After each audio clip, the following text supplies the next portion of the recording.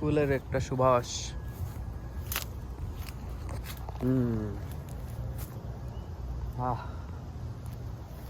তো দর্শক, আমরা এখন আছি আমেরিকার নরফলকে, নিউ ইয়র্কের পাশাপাশি এই জায়গাটা। আমরা প্রায় 1-1.5 মাস পরে হচ্ছে মাটিতে আমরা নামি। আমাদের জাহাজের সেকেন্ড অফিসার মনির স্যারের ভাইয়ের পরিবার আসলে আমাদের সাথে দেখা করতে আসছে এখানে। স্যার, এই গাছটা মনে হয় মরে গেছে। হ্যাঁ, সবগুলোই অ্যাশ কালার হয়ে গেছে।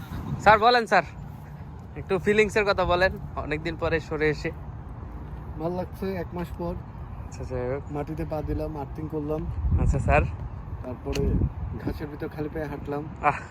অন্যরকম একটা যে খালি পাই আমরা সবাই, আমি নাই, স্যাররা দুজনই। স্যার বলেন, কিছু বলেন স্যার, এটাই স্মৃতি।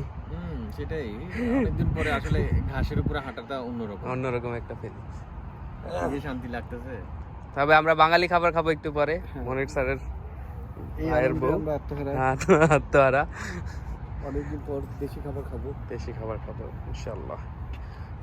ধন্যবাদ ভাইয়া এবং ভাবিকে আমাদের জন্য এত কষ্ট করে রান্না করার জন্য। আসলে বিদেশের মাটিতে বাংলাদেশি খাবার অসাধারণ।